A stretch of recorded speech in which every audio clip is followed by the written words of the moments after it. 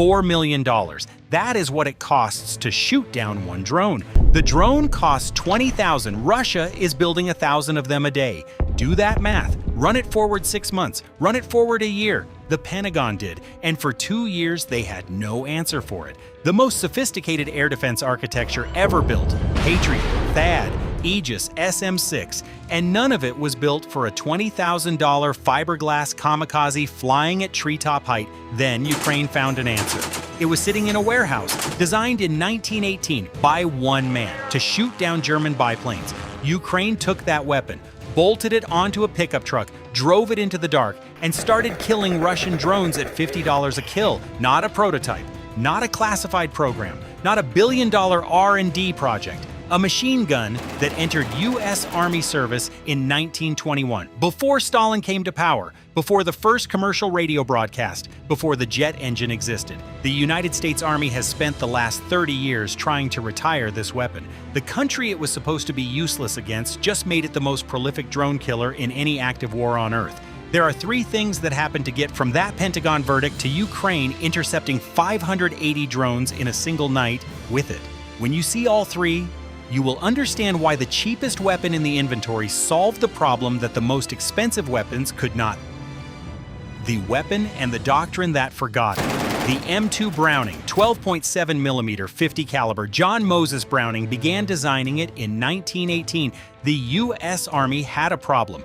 German aircraft were flying too high and too fast for standard infantry rifles. German tanks were appearing on the Western Front. Browning solved both problems with one weapon, a heavy machine gun that could punch through light armor and reach aircraft at altitudes no shoulder weapon could touch. By 1921, it was in U.S. Army service. By 1945, the United States had built over 2 million of them. It went on every platform that mattered: aircraft, warships, half-tracks, jeeps, fortified positions. The M2 was everywhere. At its aircraft variant rate of fire, up to 1,200 rounds per minute, it could fill the airspace ahead of a German biplane with enough volume to guarantee a kill. The Allies won the air war in part because of this weapon. Then the threat changed. Jet engines replaced piston engines. Aircraft went from 185 kilometers per hour to over 1,000. Ballistic missiles appeared, cruise missiles, hypersonics. The threat moved from a few hundred meters per second to kilometers per second. The M2's effective ceiling, roughly 2,000 meters against aerial targets, was nowhere near enough for what came next. So Pentagon air defense investment shifted. The logic was clean. Defeat the most sophisticated threat first. Patriot for ballistic missiles, THAAD for theater range, Aegis for maritime, SM-6, SM-3, Block 2. The cost per intercept climbed to $4 million, then $36 million. That was deliberate. The most dangerous threats require the most capable countermeasures. The M2 stayed in service. On vehicles, on ships, at checkpoints, useful for infantry, useful for perimeter defense. Air defense, every study said the same thing. The M2 is infantry support. That is its lane. No major Pentagon planning document from 1990 to 2022 modeled it as a meaningful answer to any aerial threat. The Pentagon was not wrong about the top end. It had just left the floor completely unguarded. The Shahed problem. September 2022, Russia begins fielding Iranian-supplied Shahed 136 kamikaze drones against Ukrainian cities. Not a cruise missile, not a hypersonic, a fiberglass airframe. An MD-550 piston engine derived from an Austrian chainsaw motor, a 40-kilogram warhead, flying at 185 kilometers per hour, altitude between 60 and 4,500 meters, cost per unit $20,000 to $50,000. Russia was firing hundreds per night. By 2026, an estimated 1,000 units coming off Russian production lines every single day. Ukraine's air defense answered with what it had. Patriot intercept, $4 million per missile. Stinger manpads, 120,000. One Shahed, 20,000 to build. Stimson Center analyst Kelly Grieco ran the numbers, 18-1, in Russia's favor. Every time Ukraine fired a Patriot at a Shahed, Russia came out ahead on the ledger. Not by a little, by 18 times. Fire enough Shaheds and you do not need to hit anything critical. You just need to drain the defender faster than they can resupply. But here is the structural problem beneath that math. The Patriot does not engage at 200 meters altitude. The SM-6 is not looking at the treetop band. The entire US and Allied air defense architecture had been built upward, toward the faster threat, the higher threat, the more expensive threat. The Shahed flew underneath all of it, not by accident, by design. Iran and Russia understood exactly where the coverage ended. Fly slow, fly low, fly cheap, fly in swarms. The Patriot battery is scanning the stratosphere. Nothing is watching the wave-top band. That gap was not an oversight. It was a 30-year deliberate architectural choice. The Pentagon built toward the threat that mattered most. It just never built toward the threat that came cheapest. Ukraine looked at that gap, looked at what it had available, and reached back for something no one in Washington had thought about in 30 years. Ukraine's answer. The first M2 anti-drone kills were not planned. They were improvised.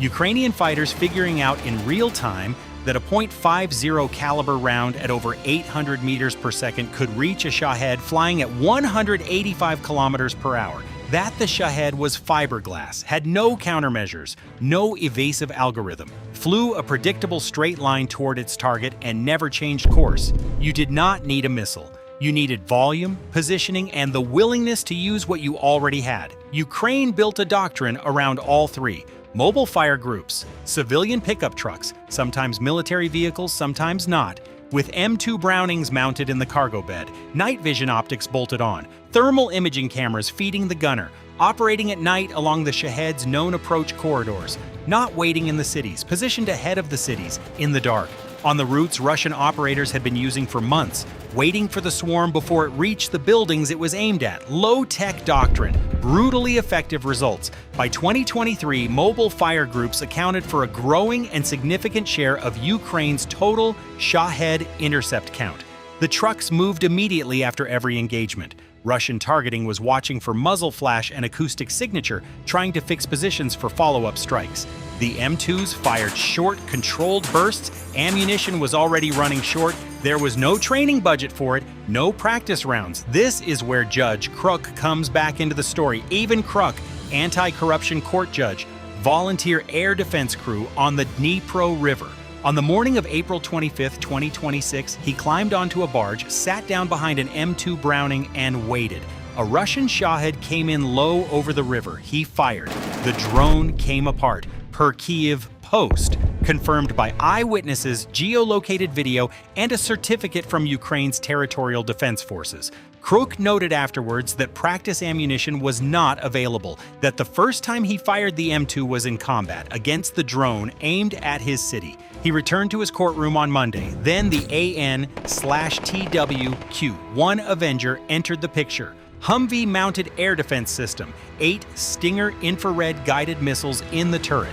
Designed in the 1980s for short-range protection of ground units, it also carried an M2.50 caliber machine gun, added almost as an afterthought, a secondary weapon for soft targets. In Ukraine, the afterthought became the primary weapon. April 2nd, 2025, first confirmed video. An Avenger from the Odessa Anti-Aircraft Missile Brigade destroys a Russian Shahed, not with a Stinger, with the M2. Stingers, $120,000 each. M2 rounds, $5 each. Cost per Shahed kill using M2, $50 to $200 in ammunition. France watched what was happening and began shipping its rusted World War II-era M2 stockpiles to FN Browning in Belgium. 2,000 aged M2s, refurbished under full warranty, sent to Ukraine per FN Browning's own management. Overall demand for M2 ammunition is now more than 4 times the 2022 level, the weapon nobody wanted, running at 4 times the pre-war production rate.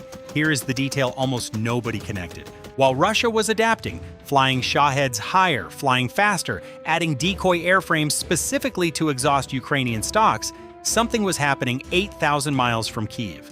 Operation Epic Fury, March 2026. U.S. forces in the Strait of Hormuz. Iranian Shahed-type drones. The same gap, the same unguarded floor, the same cost exchange math that had been bleeding Ukraine dry since 2022 was now bleeding the United States Navy. The most powerful military on Earth hit the same wall Ukraine hit 3 years earlier. On March 6th, 2026, the United States formally requested Ukraine's counter-drone expertise. Andriy Kovalenko, Ukraine's Center for Countering Disinformation, confirmed the request publicly. 2 days later, Zelensky announced Ukraine would send military experts to the Persian Gulf. The country fighting for its survival against Russian drones is now teaching the United States Navy how to survive Iranian drones. Okay, there you go. Push that feed paw down. Okay, close top cover. Pick it up. Keep going. The lesson Ukraine is exporting: 4 years of M2 Browning doctrine, mobile fire group positioning, the operational discipline to fire $5 rounds instead of $4 million missiles when the math says $5 rounds are the right answer. The world's most capable military, learning from the country that had no choice but to figure it out first. Fire! The AI upgrade. But Ukraine did not stop at pickup trucks and refurbished M2s. May 2025, Ukraine unveils the Sky Sentinel, AI-powered, fully automated, built around the M2 Browning .50 caliber. No human operator at the weapon.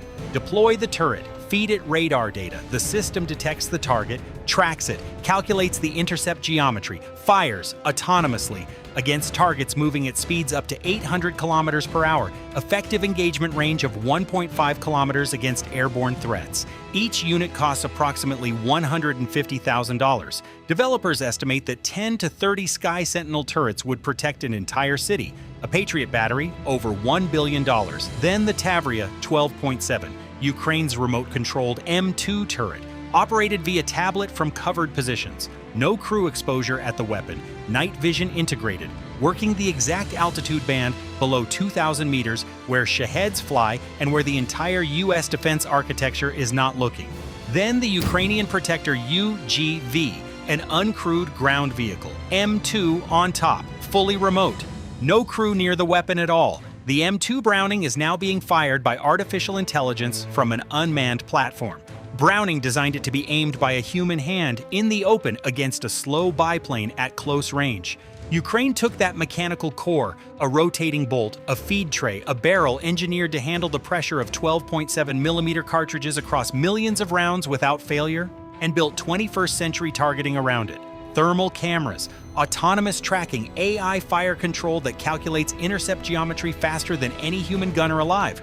The mechanism is 1918, the targeting is 2025, and for the first time since Russia started this campaign, the cost exchange math runs in the defender's favor. Resolution and forward threat, April 24th to 25th, 2026. The single largest drone night of the entire Russo-Ukrainian war. Russia launches 619 Shahed-type drones at Ukraine in one night. Ukrainian air defenses destroy or disable 580 of them, 94%. One night. The weapons that achieved that intercept rate include systems firing 12.7mm rounds designed before the Soviet Union existed. But Russia is not standing still. The Garin 2, Russia's domestically produced Shahed variant, now flies faster, over 290 kilometers per hour, up from the original 185, pushing higher, above the M2's 2,000-meter effective ceiling. Russia's engineers are deliberately flying above the answer Ukraine found. And the decoys, Shahed-shaped airframes with no warheads, identical radar return, built specifically to exhaust Ukrainian intercept stocks and operator attention before the real wave arrives.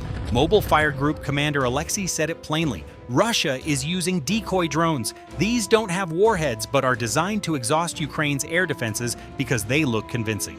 Ukraine is already adapting interceptor drones for the higher band, AI classification to distinguish decoys from real threats before the trigger is pulled.